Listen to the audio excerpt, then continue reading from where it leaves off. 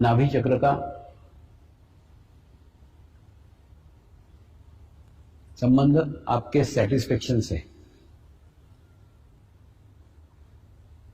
आपकी तृप्ति से, आपके समाधान से।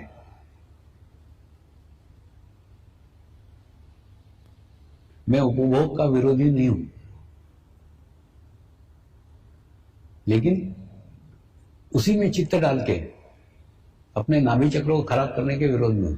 कैसे आपको बताता हूं। जैसे मेरे को कार खरीदना है, मेरे को कार खरीदना है, ऐसे 2 साल तक तुम सोच रहे हो, लेकिन कार नहीं ले पा रहे हो, तो उससे क्या होगा?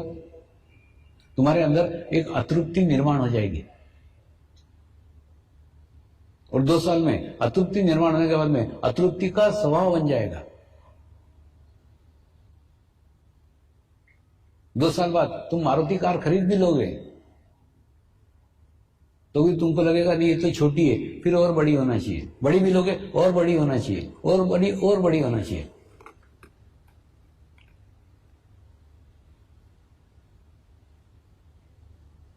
तो जो चीज खरीदना है, खरीद के बाजू हटो ना। उसके बारे में खूब सोचो मत, विचार मत करो मेरे को मिलना चाहिए, मिलना चाहिए, मिलना चाहिए। ऐसा जितना सोचोगे तुम्हारा नाभि चक्र उतना पकड़ेगा। नाभि चक्र जितना पकड़ेगा उसके दुष्परिणाम तुम्हारे नाभि चक्र पे आएंगे।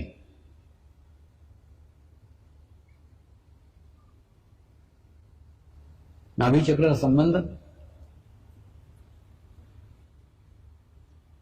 पति पत्नी के रिलेशंस के साथ भी है। कई पत्नियां मेरे को अपने पति की कंप्लेंट करते रहती है, पति ऐसा है, पति वैसा है। मैं उन पत्नी को बोलता हूं तू उसको छोड़ दे, तू तेरा ध्यान कर, तू तेरा ध्यान करेगी वो ऑटोमेटिकली सुधर जाएगा।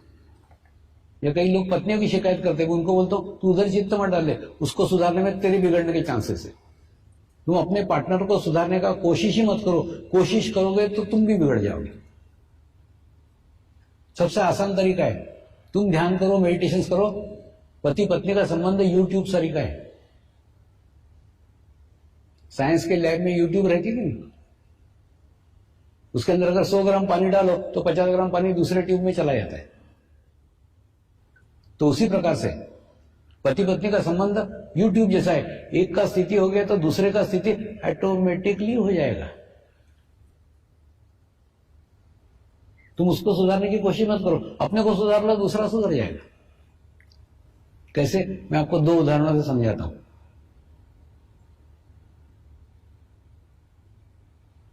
एक टेलर था, उस टेलर की दुकान पे मैं कपड़े सिलवाने के लिए जाता था। ये पहले की बात है ना, अभी तो लोग लाके देते, जो कपड़े देते वो पहन लेता हूं, अभी नहीं, पहले की बात। अभी तो सब कुछ भी नहीं है मेरा, लोग जो लाके देते वो पहन लेते। तो वो दुकान पे जाता था तो वहां पे उसकी स्त्री भी खड़ी रहती थी, उससे भी नमस्कार चमत्कार होता था। और उसके बाद में एक दिन वो सेंटर पे आई और आकर के रोने लग गई। मैंने बोला क्या हो गया? तो बोली, मैंने बोला तेरा पति तो कितना सज्जन है, एकदम सभ्य आदमी लगता है मेरे को तो। बोले स्वामी जी वो दिन में सज्जन है, रात में दुर्जन है। मैंने बोला क्या हो गया? अच्छा बोला था है। बोले नहीं, रात को दारू पी करके आता है और घर में खूब भिंगाना करता है, ये फुट डाल, वो फुट डाल, वो तोड़ डाल, वो मारपीट करता मेरे साथ। तो क्या करूं, ये मेरी समस्या है। मैंने उसको कर, एक काम कर, तू नियमित ध्यान करना चालू कर दे, नियमित मेडिटेशन करना चालू कर दे, तेरी प्रॉब्लम दूर हो जाएगी। तो बोले मैं ध्यान करूंगी पति की शराब छूट जाएगी। मैंने क्या, बिल्कुल स्टैम्प पेपर पे लिख के देता हूं, मेरे को छूट जाएगी।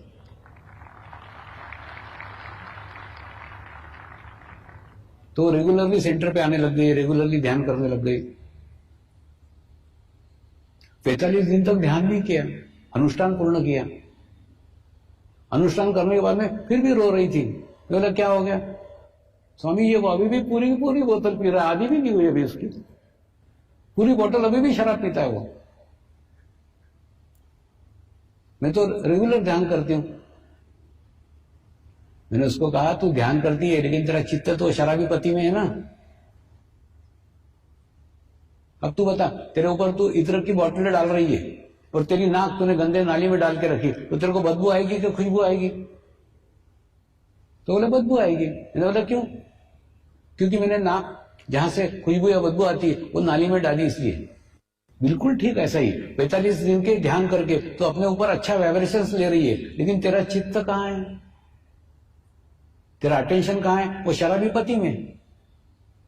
तो जब तक तू उसमें से चित्त नहीं निकालती, उसकी शराब नहीं छूट सकती। फिर उसके कुछ समझ में आया, उसने पति में से चित्त निकाला और ध्यान करने लग गई, मेडिटेशन करने लग गई। तो एक दिन क्या हुआ, स्कूटर से उसका पति छोड़ नहीं पाया था, और वो आता था, कई बार आता था, स्कूटर में बाहर सिगरेट फूकते हुए बैठता था। एक दिन क्या हुआ, जोर से पानी आ गया तो कहां जाए, वो भी घुस गया सेंटर के अंदर। सब लोग ध्यान कर रहे थे, वो भी पीछे बैठ गया, वो भी ध्यान करने लग गया। ध्यान करने के बाद में जब ध्यान समाप्त हो गया तो मेरे पास आया, स्वामी जी आज मैंने भी ध्यान किया। इनकी अच्छी बात है। स्वामी जी मुझे बहुत अच्छा लगा। इनकी अच्छी बात है। स्वामी जी मैं भी ध्यान करना चाहता हूं। इनके करना, किसने रोका है? स्वामी जी मैं रात को दारू पीता हूं। इनके रात को दारू पिया कर, सवेरे ध्यान किया कर। तो बोले चलेगा, मिलके दौड़ेगा। इनके आगे आए मेरे चक्कर में। तो उसके बाद में दूसरे दिन से वो सुबह ध्यान करने आने लग गया, ध्यान करने आने लग गया। और बाद में धीरे धीरे वो शराब पीता था ना तो उल्टी हो जाती थी। एक बार हो गई, 2 बार हो गई, 3 बार हो गई। और कभी शराब पीने बैठता था तो ग्लास के अंदर स्वामी जी नजर आते थे। दुकान देखता, दुकान बंद मिलती थी। ऐसे उसके अलग अलग कारण से उसकी शराब छूट गई। वो बोला शायद मेरे को आजकल हजम नहीं होती, पीता हूं तो उल्टी हो जाती। क्या होता है मालूम? जब आपका नाभि चक्र विकसित हो जाता है ना, कोई भी विजातीय तत्व जो शरीर के लिए उचित नहीं है, तुम लोगे तो वो बाहर फेंक देगा, आपको उल्टी करा देगा। तो उसका नाभि चक्र जैसे विकसित हो गया, उसने वो ये कर दिया, उसकी शराब पूर्णतः छूट गई। माने पत्नी ने ध्यान किया तो पति की शराब छूट गई। पत्नी ने पति को सुधारने का कोशिश नहीं किया, खुद अपनी स्थिति अच्छी थी तो उसकी स्थिति ऑटोमेटिकली बदल गई। उसको बदलने की आवश्यकता ही नहीं है। बदमाश पति होते ऐसे नहीं, बदमाश पत्नियां भी होती हैं। एक चीफ इंजीनियर मुझे मिलने को आते थे और वो आकर के अपनी शिकायत करते थे, स्वामी जी मेरे पत्नी के जासूस लगे हुए मेरे ऑफिस में। मैंने बोला क्यों? बोले एक आधी मैडम मेरे कैबिन में आकर के थोड़ी देर बैठ गई ना, तुरंत मेरे घर पे पता चल जाता है कि फलानी फलानी मैडम इतने मिनट तक उनके ऑफिस में थी। घर में पत्नी मेरे को पीटती है। और जिस दिन कोई स्त्री आकर के मेरे कैबिन में बैठ गई कि मैं डरते डरते घर पे आता हूं कि आज पिटाई तो होने ही वाली है, तो मैं ऐसे स्त्री से तंग आ गया हूं। इतनी शंकालु पत्नी है, मैं इसको छोड़ देना चाहता हूं। तो मैंने भी थोड़ी सहानुभूति उसको बताई। मैंने कहा ऐसी पत्नियों को तो छोड़ ही देना चाहिए, लेकिन एक काम करना छोड़ने के पहले तो एक काम कर, अब रेगुलरली उस पत्नी में से चित्त निकाल और 45 दिन ध्यान कर। 45 दिन का अनुष्ठान कर। 45 दिन के अंदर मनुष्य के अंदर सेल का परिवर्तन हो जाता है, चेंज आ जाता है। तेरे में भी आएगा। तो उसने 45 दिन ध्यान किया, मेडिटेशन किया, फिर मेरे को मिलने के लिए आया। मैंने पूछा क्या क्या प्रोग्रेस है, क्या प्रगति है? आजकल सिर्फ गालियां देती। मैंने पहले पिटती थी, आजकल प्रोग्रेस है, सिर्फ गालियां देती, आजकल कुछ नहीं करती। लेकिन जब हमने वो स्थान छोड़ा, वो जगह छोड़ी, तो उसकी पत्नी भी मिलने को आई थी, स्वामी जी मैं भी ध्यान सीखना चाहती हूँ, मैं भी मेडिटेशन सीखना चाहती हूँ। तो इसलिए अपने पार्टनर को सुधारने का कोशिश मत करो, कोशिश में तुम्हारे बिगड़ने के पूरे पूरे आसार है। अगर अपने पार्टनर को सुधारना चाहते हो तो उसमें से चित्त निकालो और अपना स्थिति इतना अच्छा करो, इतना अच्छा करो कि ऑटोमेटिकली उसका स्थिति भी अच्छा हो जाए।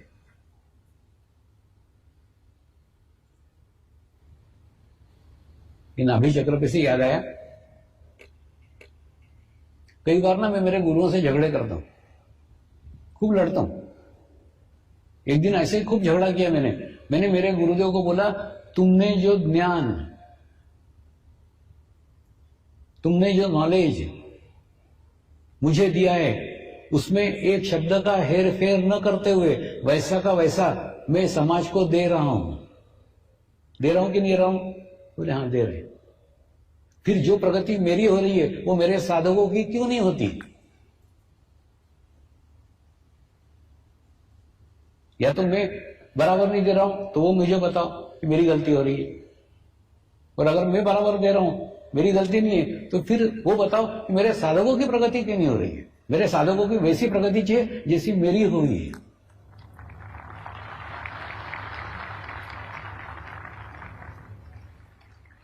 इसलिए मैं झगड़ा करता हूं। तो उन्होंने क्या उत्तर दिया मालूम है? उन्होंने उत्तर दिया, कुछ शरीर के चक्र ऐसे हैं जो चक्र उनको ही क्लियर करना पड़ेंगे। जब तक वो उनके चक्र क्लियर नहीं करते तो कोई हथेली नहीं लगा सकता। उनके आध्यात्मिक प्रगति उनके ही हाथ में। उसमें का ये सबसे नीचे का चक्र था नाभि चक्र।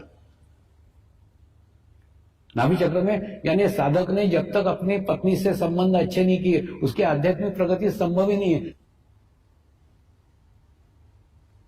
पत्नी ने भी जब तक अपने पति के साथ रिलेशन अच्छे नहीं किए, उसकी आध्यात्मिक प्रगति संभव ही नहीं है। नाभि चक्र एकदम स्ट्रांग है, तुम्हारे आंतरिक संबंध आपस में है।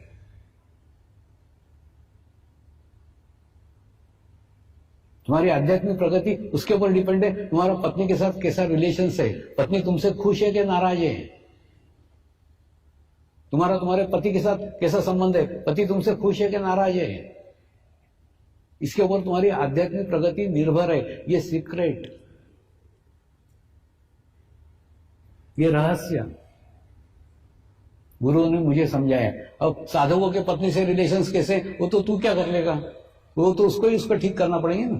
साधिका के अपने पति से कैसे रिलेशन है, वो तो उसको ही ठीक करना पड़ेगा ना। तू क्या कर लेगा, वो तेरा क्षेत्र ही नहीं है, तू उसमें दुखी मत हो, तू कुछ नहीं कर सकता उसमें।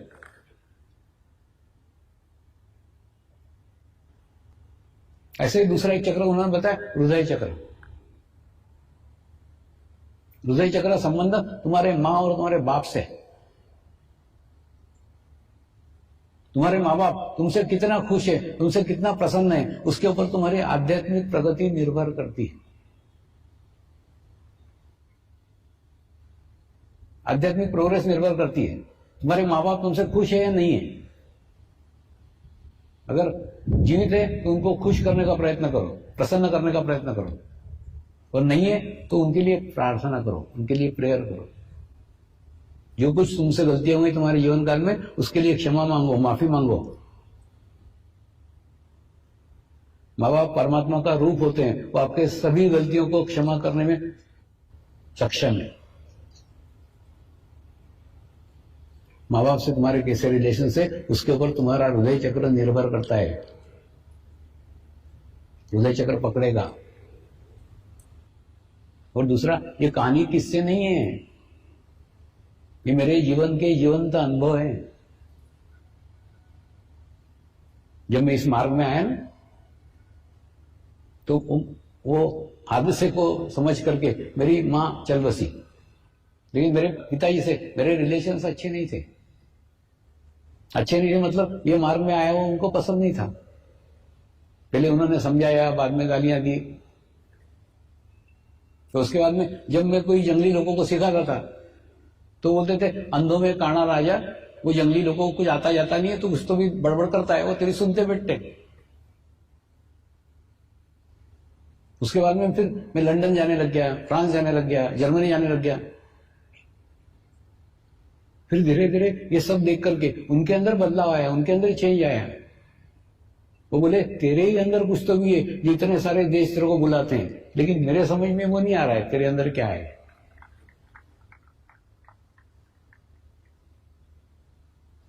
उनकी अभी 3 साल पहले मृत्यु हुई, लेकिन मृत्यु के 3 साल पहले स्थिति ये थी कि मैं उनको पिताजी करके नमस्कार करता था, वो गुरु करके मेरे को नमस्कार करते थे। मैंने जो बाप जीवन भर विरोधी रहा हो,